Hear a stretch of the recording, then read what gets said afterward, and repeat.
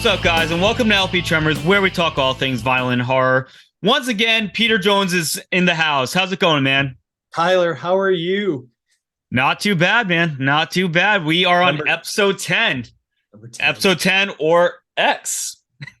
and I said in an earlier episode, I'll do this until I run out of fingers. So you did, yeah. Yep. I'm out of fingers. Now you're out. But yes, this is episode 10, or I should say episode X, because we are going to be talking about the X Factor, coming out October 2nd of 1995. A lot of changes. Nigel Green, this is his introduction into the production table. He will be producing this record and Virtual 11, then later replaced by Kevin Shirley, which we will get to that. But yeah, Nigel Green, he is producing both of these records, this one and Virtual. And probably an even bigger introduction, we have Blaze Bayley on vocals. I mentioned in the previous episode, or the Fear of the Dark episode, that the unfortunate has happened.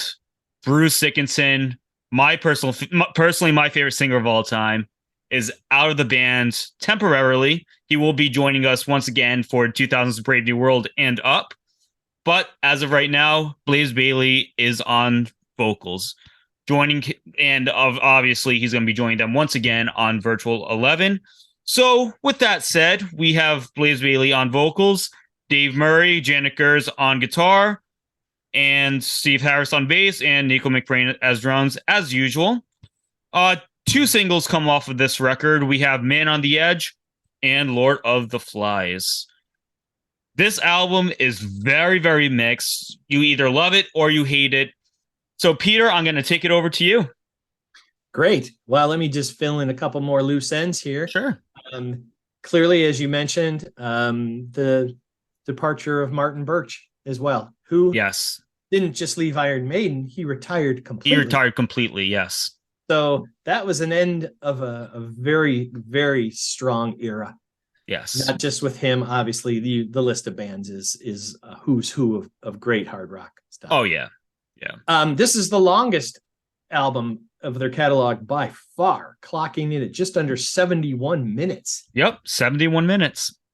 Somewhere in Time was 51. So it's also the longest gap between releases.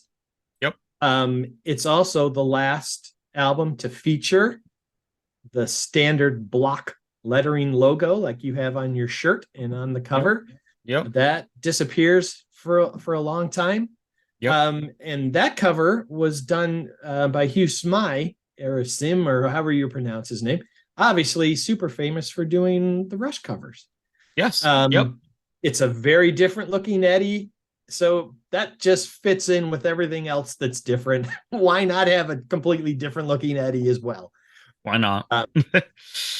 Going right into the first track, we start off with Sign of the Cross at 11:16, clearly the longest opening track to date. I mean, this is epic and then some. I love the intro on this. It's the chanting and the moody atmosphere, I think, is really great. From the start, I'm going to say that the vocals work well in the introduction. I have no issue with what is going on there. No. I love how the track builds into the first verse. The band sounds extremely powerful. And I have to say that especially the drums and bass have all kinds of impact. Yeah. They're really intense and they're very forward in the mix. And they really give, so far, this opening track a lot of weight. Oh, yeah. I believe this is a more preferred guitar sound than the previous two records. A little dirtier. It's got a little more edge to it. I think that the opening riff is really, really strong. It's heavy. It's intense. It's driving. I think the chorus is solid. You get to the instrumental sections, I have no issues with them at all. I think they're entertaining, they're creative. And then I love when it breaks down into this kind of distant chanting in the background with these broken chords. I can see that. Yeah. And adding the keyboards again gives this really nice touch with its intensity. And then the feel change is awesome. The solo section is unique. The driving patterns underneath lead into this full-on new section where the band is just in pure Maiden. Off they go. Right. More solos. Everything sounds really tight. The track feels more mature than a lot on the previous two records. I didn't really care for them to recapitulate and go to the slower, the sign of the cross, the name of the rose section again. It kind of it breaks up the momentum that it had built. But that's kind of a theme for this record.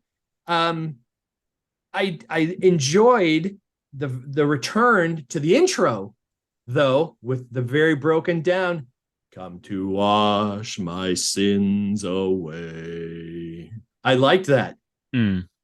And my comment is this on this opening track, Tyler. Blaze isn't Bruce. Who is? Who is, right?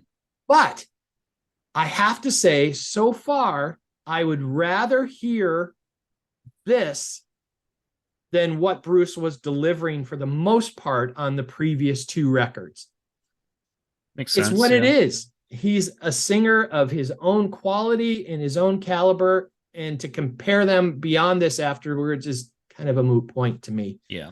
I think it's an extremely creative, extremely powerful opening statement, and I was very entertained by it. Right. Yeah. Yeah, that's a very solid overview of Sign of the Cross, and I don't have a whole lot to add because my feelings are definitely mutual here. Opens up with this amazing chanting, church-like type of scenario. I really like the opening here. It's very eerie, very menacing, and, it just builds and builds. It's a great build up. I really like what Blaze is doing with his vocal style. He's singing very really down low, very menacing, very suspenseful. And then, you hear this really cool, Steve Harris bass riff as well. And he just keeps repeating this really airy atmospheric riff that just works very well. Such a nice touch. And then, the song picks up, and now you really start to notice that Bruce is out. Right. I think, and I definitely agree with you, Peter, I think Blaze sounds good. He sounds fine. I just miss Bruce. Mm-hmm. Bruce, I just mentioned Bruce is probably my favorite singer of all time. I miss Bruce here. And this song in particular is a live staple for the band. If you guys have seen Iron Maiden live, you already know, I don't even have to tell you. This song is so much better when Bruce sings it. It really is. Bruce knocks it out of the fucking park with Sign of the Cross. Oh my God. Like, if you haven't seen it live, just watch some live clips, please, because your mind's gonna get blown. But anyway, so the song builds up. Goes along with this nice killer galloping riff as Blaze is going along with his vocal style here. And overall, there's some great chord progressions, beautiful harmonies, very powerful chorus. I love this chorus. The sign of the cross. Right. Now, that Blaze sounds really cool there. Such a powerful chorus. It really just grabs you by the throat and takes you on for a ride. But the instrumental sections, the solos, I have no issue with at all. And Peter, you mentioned that as well. Right. Great chord progressions here. The rhythm sections are outstanding. I really like the touch of horns during the instrumental sections as well. You hear these little horn riffs here and there that are really cool. A very nice touch and very unpredictable touch, if you were to ask me. And and going back to the solos are absolutely outstanding. Almost took me back to like a Dance of Death type of solo in a way. But overall, killer opener. And Peter, as you mentioned, the song clocks in 11 minutes and change, which is wow. Definitely their longest opener to date. Right. But Sign of the Cross, killer track. this album is off to an incredible start. But let's get into Lord of the Flies, track 2. Peter? 502, Yep. Harris and Gears on this one. I like the finger picking and plucking in the intro. Mm, With the nice big power chords supporting it. yeah. I think the verses and the choruses are good, but they sound a little boxy. Boxy just means to me that it really doesn't have a sense of flowy melody. It's kind of just word, word, word, chop, chop, chop, kind of Yeah. cut and dry. It does expose a little bit the limits in Blaze's voice. But we do have to mention, in all fairness, that he has a completely different tonality than what Bruce has. He's got a lower natural voice, which in the beginning of the previous track works to his advantage because he does have a richer low end than what Bruce does. Clearly, he doesn't sing as high Right. and as sustained as Bruce does, but his lower end of his voice, which they do use quite a bit here, is Yeah. very effective. It's a nice return to the introduction feel to go into the solo section. And this will be a broken record. Geez, Nico and Steve on here sounding insane. Yeah. They just really sound great. Yes. The O's, is okay. I mean, don't really need it, but you do repeat the choruses just a bit too many times. It really started out kind of more promising than it finished. But it's certainly not offensive or something I just shook my head and went, "Ooh, WTF." Yeah. It's just a good track, not as strong as the opener, but it's what it is, and I leave it at that. Yeah. Yeah. No. Again, I'm pretty much going to echo everything you said. It's a fine track. There's nothing offensive here. I'm not a big fan of the opening riff, to be honest. The opening, it just feels kind of flat and a little bit awkward at times. I don't know. Something about that riff kind of rubbed me the wrong way, but nothing offensive at all. Peter, you kind of mentioned the rhythm sections between Nico and Steve. 150,000% agree with you. Yeah, it's ridiculous. They sound immaculate. And that's going back, to Nigel Green's production. They sound huge. They sound in sync. I love the rhythm sections here. Blaze sounds okay. It's passable. Again, I miss Bruce, but I think he sounded much better on Sign of the Cross, to be honest with you. Right. But he sounds I think it's just a better song. Yeah, it's just a better song, right? But yeah, he sounds okay. He sounds fine. Nothing offensive. I'm not scratching my head. He's fine. But this track, it just feels dated to me. It just feels very, very dated. Nothing. Yeah, it doesn't feel too memorable. It just kind of a track for me that kind of comes and goes. That's really all I have to say. The riffs are fine. Solo's fine. Bit of a weak type of chorus. The chorus just feels very flat, very weak. Right. But yeah, it's an exceptional track. You're not going to get anything too out of it, or at least for me, I didn't really. It's fun. It's a fun track. It's cool. That's pretty much all I have to say about it. It's fine. Yeah. But now, yep. But now let's jump into Man on the Edge. Peter, take it away. All right. 410 with Bailey and Gears on this one. The intro to me reminded me a little bit of The Evil That Men Do. A little bit, yeah. But then it instantly changes. And then wham, they are off to the races.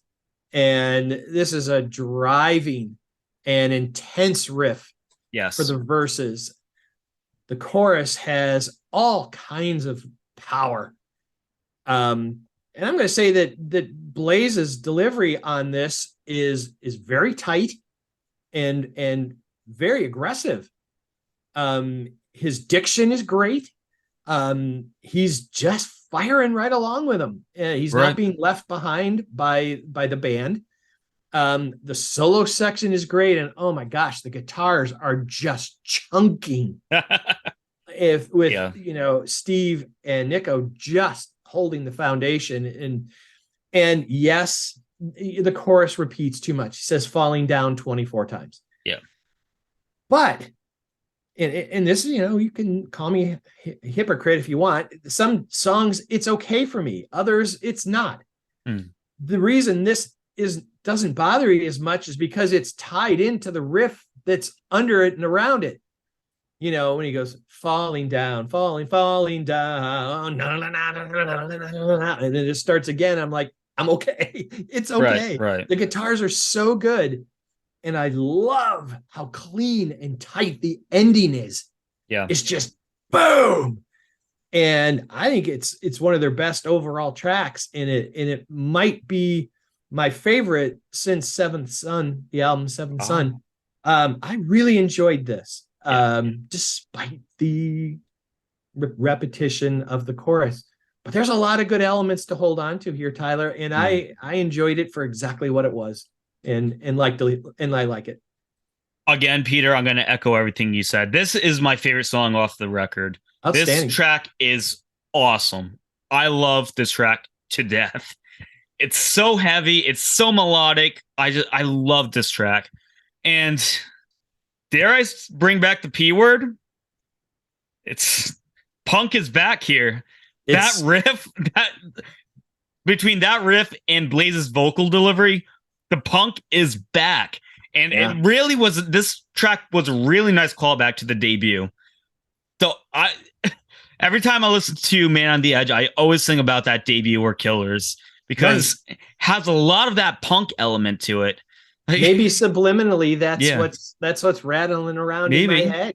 Maybe. Yeah. And the way that Blaze is portraying his vocal style, it sounds a lot like Di'Anno in a lot of ways here. It sounds very dirty, and it sounds very menacing and punky in a way. It's just a lot. I just got a lot of positive similarities between this track and something off of the first record. Amazing solo, and I absolutely love that chorus. I know he repeats falling down a bunch of times, but it just works. It really works here. Between what's going on behind Blaze and how Blaze is singing that falling down. Oh my God, it works here. It really works here. I love this. I love this track. It's a 10 out of 10. Probably could be one of my favorite tracks of the 90s era of Iron Maiden. Yeah. Fantastic track, front to back. My number one favorite off this record. Outstanding. Yes, absolutely. But yeah, let's get into track 4. We have Fortunes of War. 725 from Steve. It's kind of a typical Maiden intro. Yes. But it's well sung by Blaze. It moves into this very slow and heavy riff, led all by Steve's bass with these sparse support punches from Nico.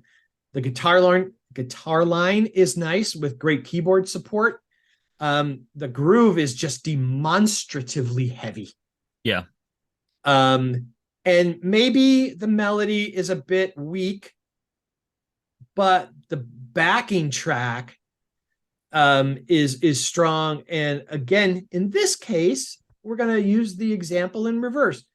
Fortunes of War repeats a little bit too much, but it's kind of isolated and is a little more distracting. It certainly doesn't carry the weight or the emotional power that the track before had. Fortunes of War really doesn't have the support underneath it. So it's those words just stick out and you're going, ooh, that's a lot. Yeah. There's a huge stylistic change into full-on gallop with some nice lead playing, more repeating of Fortunes of War, but now at a faster tempo. And then you go back to the slower tempo. And this has got a compositional style that they do a couple times on this album. It's kind of got a false ending. You think that it's over, but it's not over, and it carries on to the end. I kind of put it in the middle of the road in here. It's not going to excel, and it's not a bottom dweller. It's just a touch limited in range and creativity. But it's got moments that shine, and I'm not offended by it. And maybe that's a good sign, because there was a lot of offense that I was taking personally in moments in the last two records where it was not just unpleasant, it bothered me. Yeah. We haven't hit that point here yet. So yeah, tell you the truth, this is a track I can kind of leave behind, Fortunes of makes War. sense. I just found it boring. I was just very bored throughout, the 7 minutes and change. I I feel like it does go on way too long. It overstays its welcome, overly repetitive, especially in that chorus where he's just repeating "Fortunes of War, Fortunes of War," Right. Yeah. and he's not doing anything cool with it. He just sounds very monotone there.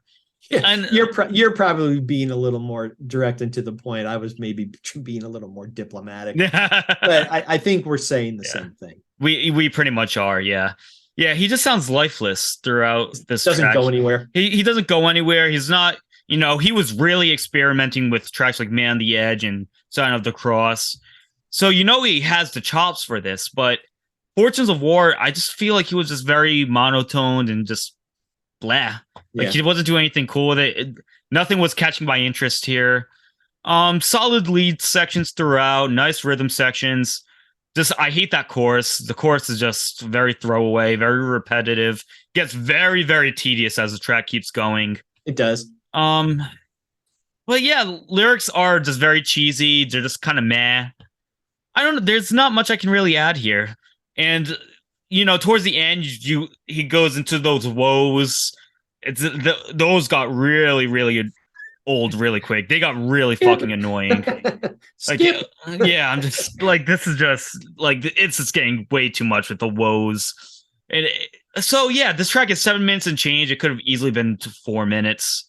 Yeah, probably. It just keeps repeating and repeating and repeating. Even the riffs are lifeless, and I don't know. It's just I wasn't big on this one. It's not offensive.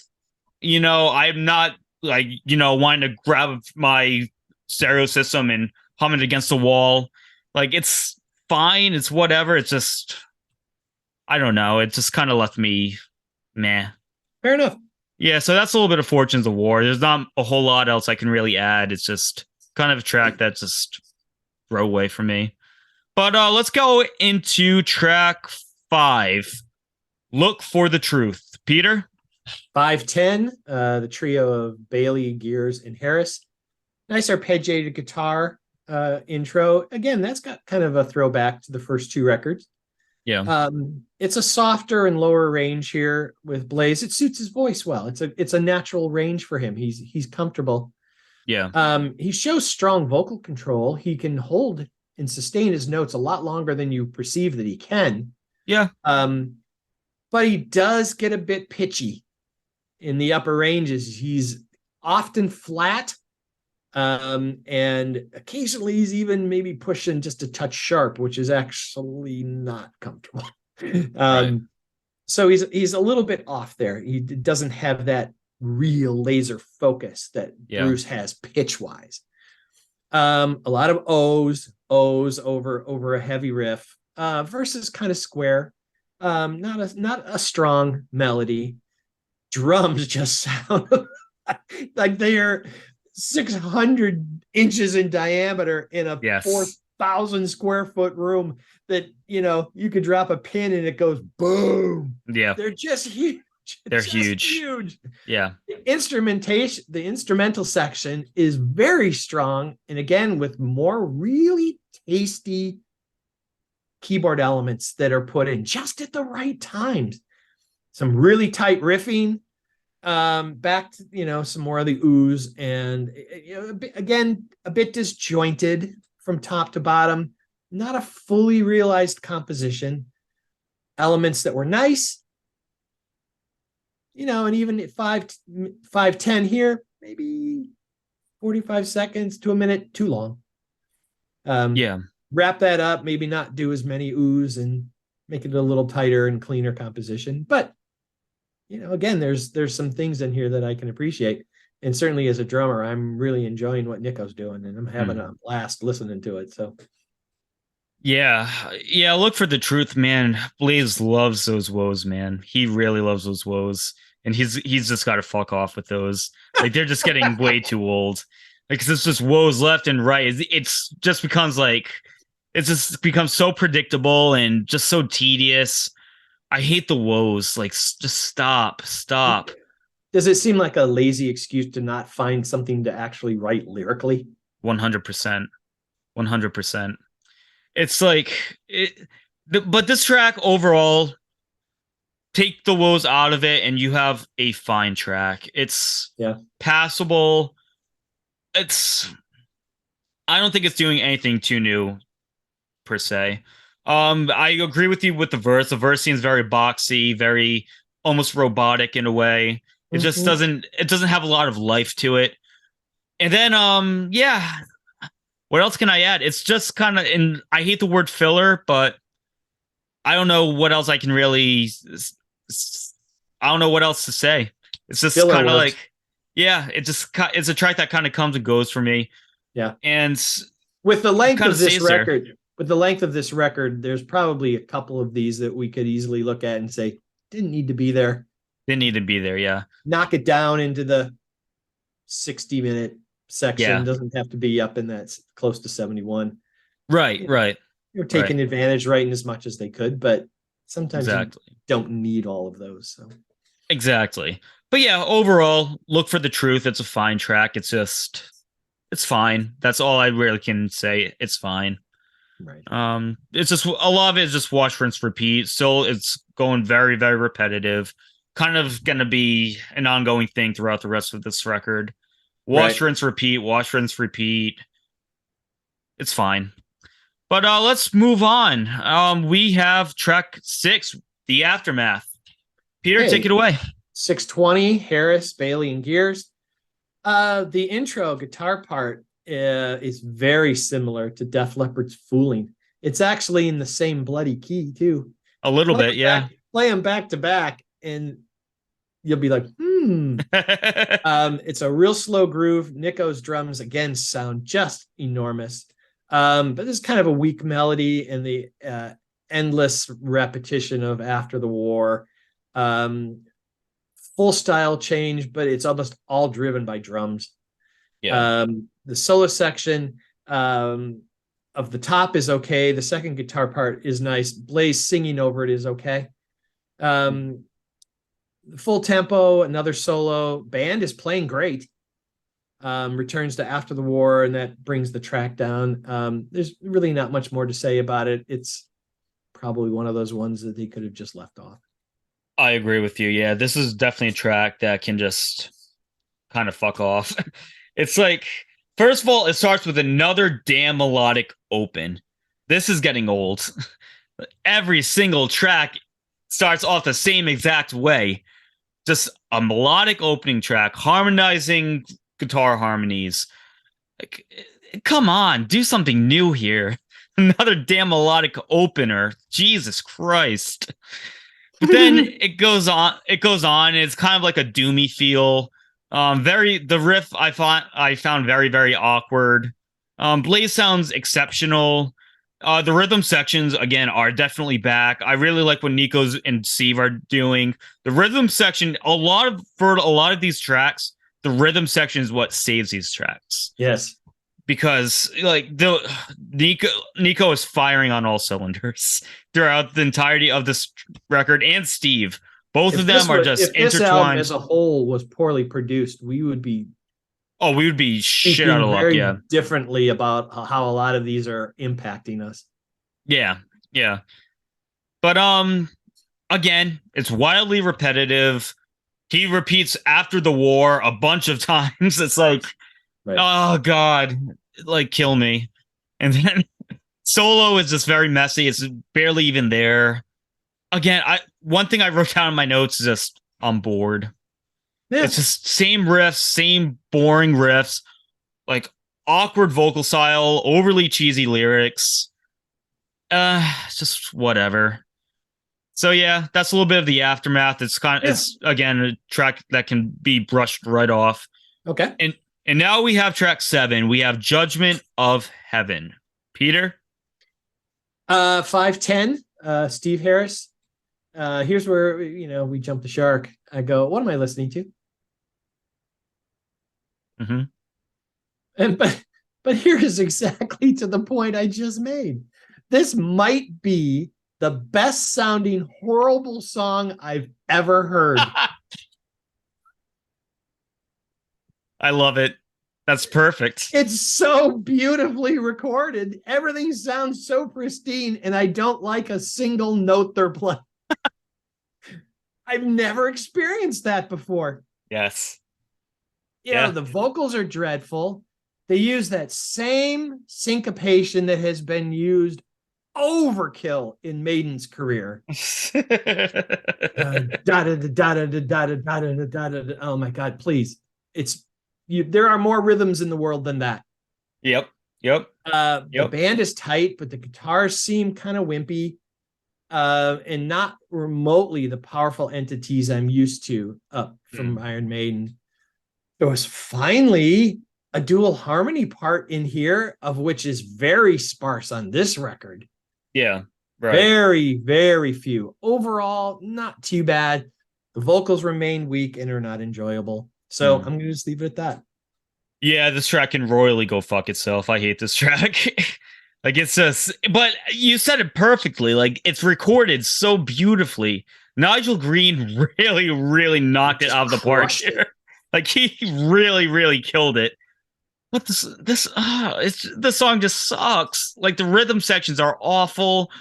It's like, it's a terrible riff. Blaze sounds like he's sleepwalking. I hate, like, every note that plays, it just doesn't sound right. Like, it sounds like everybody's out of tune and out of sync of each other. It's, again, with the repetitive shit, like the waiting for me stuff. It's like, dude, like, this is getting annoying at this point. But again, it's recorded so beautifully. Like, it's one of the shittiest Iron Maiden songs to date, but it's one of the best sounding Iron Maiden songs to date at the same time. It's just I don't get it. Bizarre. Like, I think one thing you can honestly say about this track, it's a missed opportunity. Yeah. It's a gigantic missed opportunity. Again, going back to Nico, his drums soar through your sound system. Yeah. Steve Harris's bass, huge. Right. The song is just a piece of shit. Like, that's like. But yeah, let's move on. We have track 8, Blood on the World's Hands. Peter, take it away. Steve Harris, I absolutely love this bass intro. It is so different than anything he's done before. Whether it was intentional, I'm going to draw the parallels. There's tributes to Chris Squire with the fish, with the harmonics and the things he's using. Yeah. With the bass tone that he's got, it sections, it sounds like Geddy Lee in Natural Science. Yes. And it just sounds unbelievably clean. Yes. This is an extremely progressive song, by far the most progressive on the album so far. Yeah. And when the band enters, that doesn't change. The vocals are fine with me. The riff is menacing and it's fierce and it's in odd times and it's breaking up, but it's so cool. And again, here's where the sound reinforces. It's just like, ooh, it's got weight to it. And what a gorgeous change of pace, both sonically and musically, from the 7 tracks that have come before it. This is not rinse repeat here. This is way, way different. Yeah. Like I said, another tremendously powerful recording. The band sounds huge.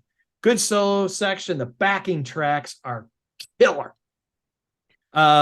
Yes, Blood on the World's Hands over and over, but the music supporting it is great. Yeah. The ending riff is just wicked. And the haunting keyboards in the background. I thought this was extremely creative and unique composition, and I enjoyed the hell out of it. Wow. Shit. Okay, yeah. Blood on the World's Hands. I am going to echo you on the bass riff, the opening bass riff. Killer. Absolutely killer. All I wrote in my notes is, wow, Steve. Wow. Yeah, that covers it. That's just, holy shit. Yeah, it really, really took me for a loop when I first heard this track. It's stunning. Yeah. But yeah, all in all, I really love the rhythm sections here. I really like the musicianship over here. great riffage, great guitar harmonies, extremely progressive. You're going to hear a bunch of different build-ups and chord progressions. You're going to hear a lot of cool stuff going on all over the place. And it just I just really like it has a nice up and down swing motion. It's just it knows when to get dirty, very menacing, and then it gets melodic at times. Right. Going towards it's very, very unpredictable. It has that unpredictable feel to it. Right. Only thing that ruins this track for me is Blaze. I don't like his vocals. Here. He just sounds very robotic. He sounds like he's sleepwalking. The verse, I think Blaze just ruined the verse. If this could be an instrumental or if Bruce could sing through this track, it would be one of my favorite tracks off this record. But I think Blaze really takes it down a notch here. I find the chorus very, very tedious. Again, going with that repetitive blood on the world's hands things over and over again. Right. Again, I sound like a broken record, but it's a lot of repetitive stuff going on throughout the entirety of this record. So yeah, I think the one issue I have with this track is Blaze. Rest of the track, the outside of Blaze, absolutely killer. So progressive, very menacing, very progressive. It's just Blaze. I just don't like what Blaze is doing. Makes sense. Yeah. But yeah, that's a little bit of blood on the world's hands. My opinion, very missed opportunity. But let's get into The Edge of Darkness, track 9. Peter, take it away. 639, Harris, Bailey, and Gears. Another soft bass intro with moody guitar playing. And again, in that type of stylistic delivery, Blaze's vocals are fine for me. Yeah. Transitions into a very heavy, slow riff with more strong vocals from Blaze. Yeah. The lyrics aren't great, but the band is really strong. Complete tempo and style change to a riff that's very similar to Hallowed Be Thy Name.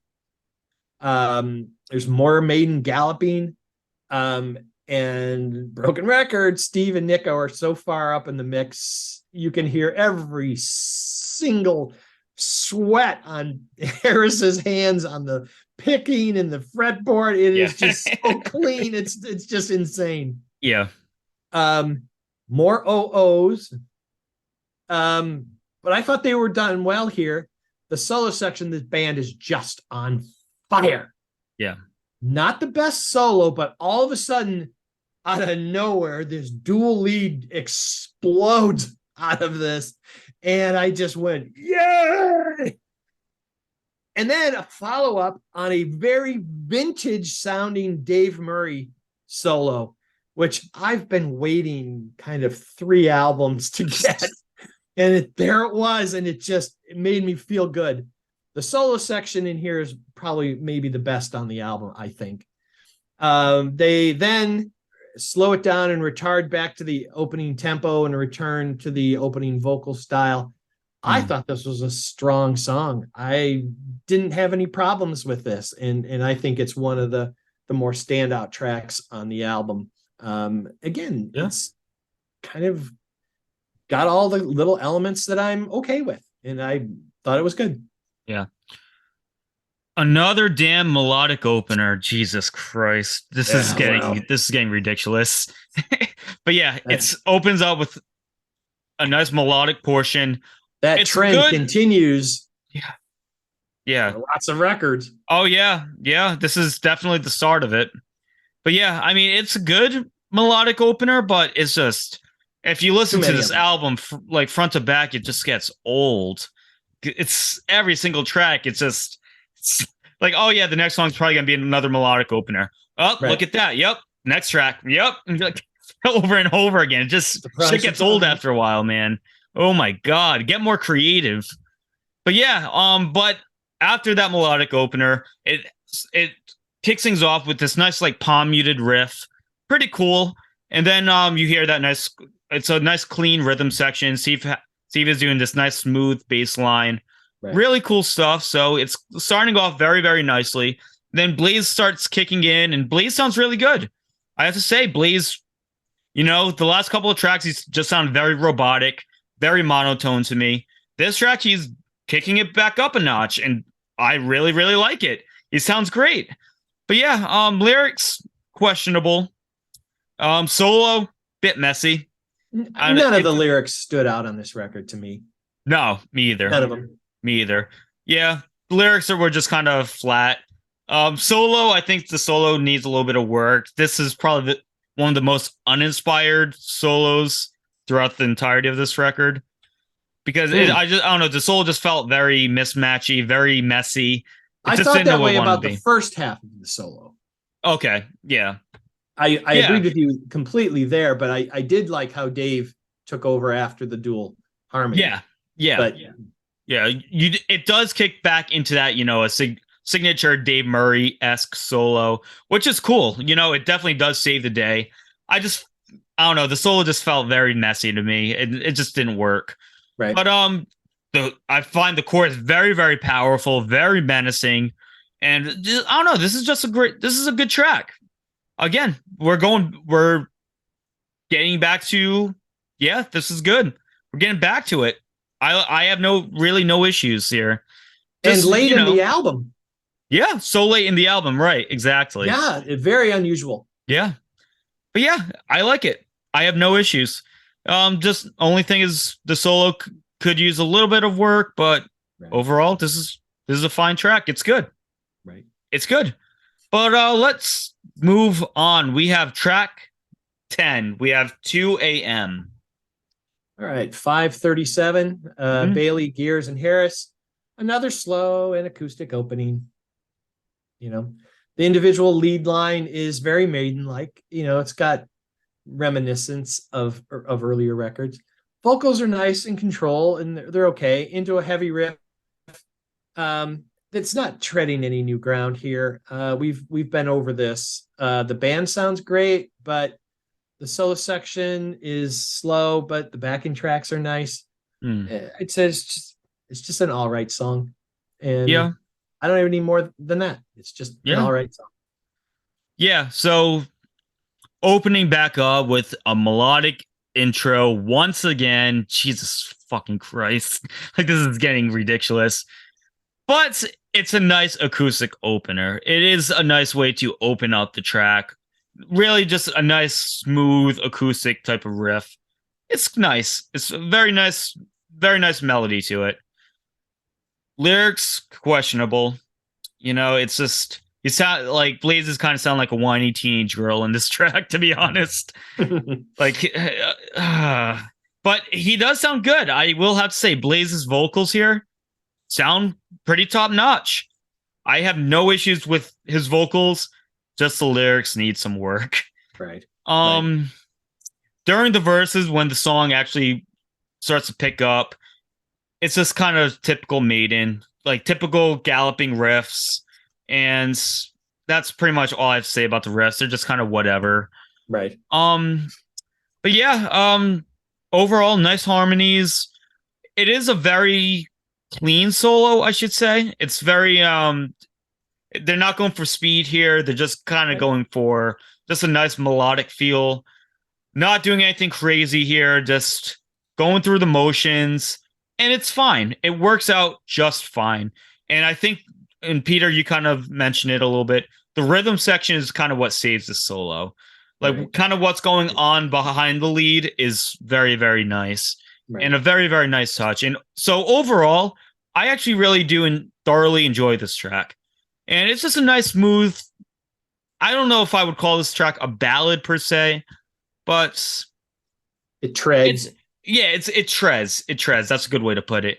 It's very smooth, very, very melodic, but lyrically, the song definitely needs some work. Right. But I like this track. I have very, very little negatives with 2 a.m. But let's get into track 11, the track that closes this record. We have The Unbeliever. Peter? 805, Steve Harris and Yannick. Very different introduction on this one. This is punchy and tight, and it's a nice surprise. You're like, oh, hello. And it's also more progressive than a lot of the other tracks. Totally different time signature, vocal delivery here. It settles into a groove to me that sounds like post-Empire Queensryche. Um, Interesting. it's a fun track, and I love how different it is from the rest of the album. More of this kind of thinking would have been nice spread out over other compositions. Um, there's still real heavy moments here. There's so many elements that make it a bit unsettling at first, but repeated listenings on this kind of cured me of that issue. It kind of grew, and it took on a better tone and a better response for me going through it. I thought it was an enjoyable track, and I was very happy that the album ended on a more positive note. I think this is a good way to end, and you can't even hold it in, can you? Oh my God. Let it out, pal. I fucking hate this track. There you go. I can't stand this track. You feel better? I feel much better. Purge and cleanse. Purge and cleanse. Peter, I'm so happy that you find amusement with this track. I'm so happy that you can find something to enjoy with this track. I think this track is just a piece of shit.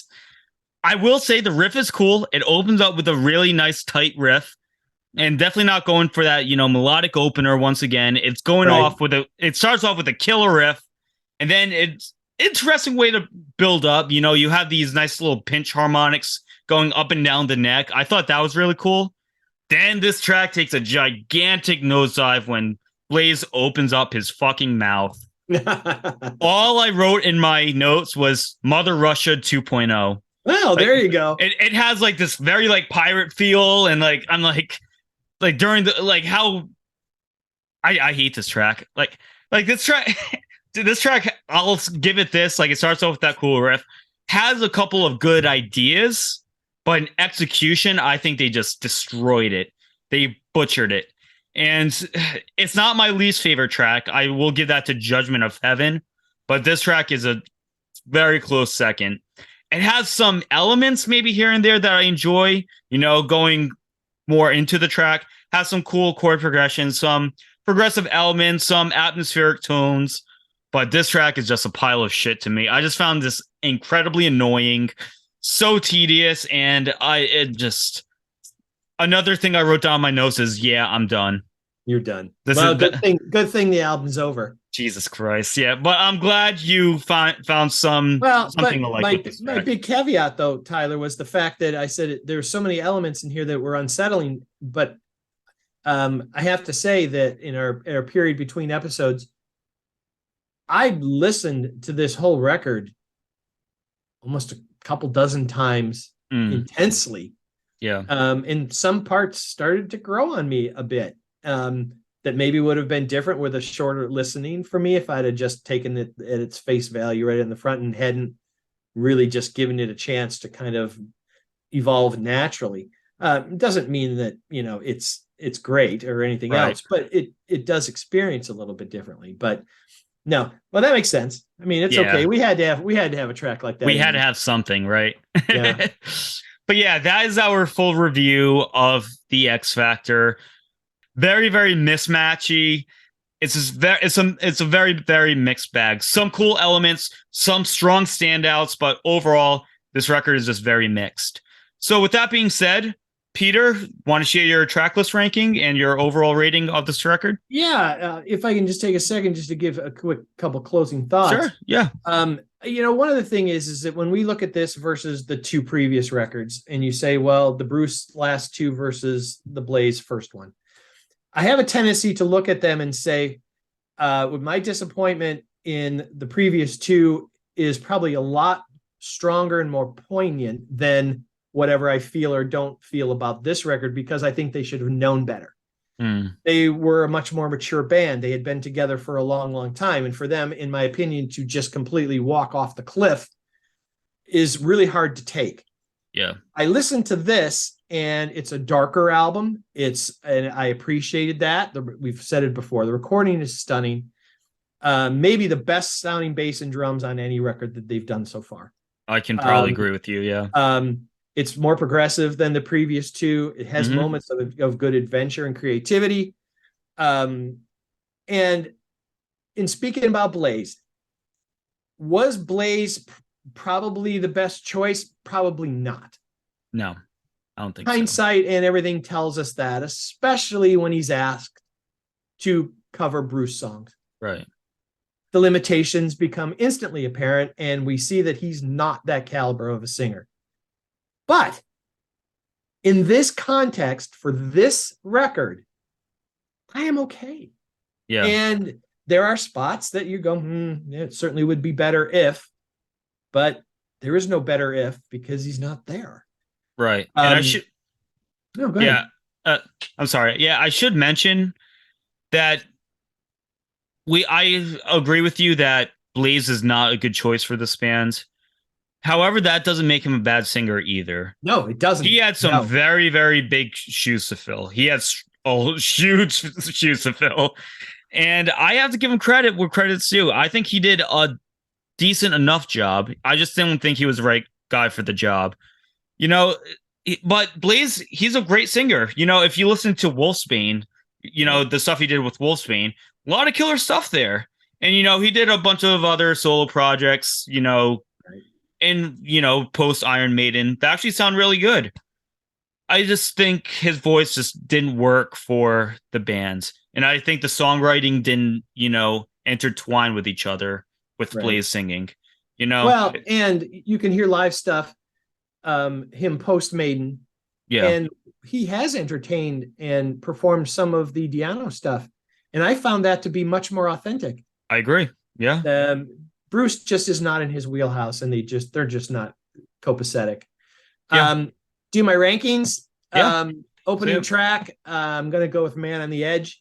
It just is great. Sign of the Cross at number 2. Blood on the World's Hands at 3. The Edge of Darkness at 4. I got the Unbeliever at 5, sitting kind of in the middle there. Fortunes of War at 6. Lord of the Flies at 7. Look for the Truth at 8. 2 a.m. at 9. And the 2 bombers are clearly Aftermath at 10 and Judgment of Heaven at 11. Wow. My total ranking on this reflects my bigger overall feeling of what I was saying about the comparison to the 2 Bruce. Right. I find this less offensive. I find it less frustrating. The other 2 just make me want to scratch out my eyes. So therefore, I am ranking this at a 6.5 out of 10. 6.5 out of 10. Okay. Which is higher than both No Prayer and Fear of the Dark. So I have this higher than those 2. Holy shit. Okay. Yeah. Wow. Yeah. I mean, yeah, I can see where you're coming from. Wow. Holy shit. Yeah. I was a little shocked about that one. Okay. But yeah, if I was to get into my track list ranking, I have Man on the Edge at number 1. Killer track and probably my favorite Iron Maiden track of the 90s, honestly. Right. Killer track. Then I have Sign of the Cross at 2. Another fantastic track. Lord of the Flies at 3. Okay. 2 a.m. at 4. Edge of Darkness at 5. Look for the Truth at 6. Blood on the World's Hands at 7. Fortunes of War at 8. Aftermath at 9. And then, in my opinion, the 2 stinkers, Unbeliever at 10 and Judgment of Heaven as my least favorite. So, this was really tricky for me because you have 2 incredible standouts, Man on the Edge and Sign of the Cross. Both those tracks I adore. Then you have some decent tracks. Then you have some Then you have a couple real stinkers. Right. So I found this album overall to be very, very mixed, which kind of brings me to the point where I'm going to give this a 5 out of 10. I've just very, very in the middle because you have some standouts and you have some real stinkers here. So I think a 5 out of 10 is a pretty exceptional score for me, leading this to my least favorite record as of right now. So yeah, that is our full review of the X Factor coming out in 1995. Mixed bag for the most part, but there is still some good stuff to enjoy off this record. Right. So there you go. Stay tuned. We are going to be going over Virtual 11 probably in the next week or so. So be sure to stay tuned, and we are going to be continuing this Iron Maiden series all the way to 2021 Senjutsu, so you're not going to see the end of us for a little bit. Peter, is there anything going on your end in the meantime? Just the usual. Fortunate to be asked by hosts like yourself to come and contribute to a wide variety of things. Like and share and subscribe to the links that you post below, and support everybody the best you can, and leave your comments, and love to hear them and hear what your thoughts are as these albums start to become a little more polarizing. Oh yeah. And no right or wrong. It's all valid if it's how it moves you. So we love to hear them. So. Oh yeah. Yeah. Yeah. Copy and paste. Yeah. Yeah. Please, in the comments below, share your thoughts, not only on X Factor, on the band alone. If you want to comment on the X Factor video and talk about peace of mind, so be it. Right. but yeah. So yeah, you're watching LP Tremors, and not a whole lot going on in my camp, to be honest. I guess you can call it a little bit of a hiatus. I got a lot of other stuff I'm dealing with right now, but we're still kicking, and we have the Iron Maiden series, as I just mentioned, going all the way to 2021 Senjutsu. So you're going to hear a lot more, or see a lot more, Iron Maiden discussions. But yeah, there you go. And that's pretty much all we have for you. Stay tuned for Virtual 11 coming out sometime in the next week or so, and so on and so forth. As always, up the irons and stay metal, stay scared.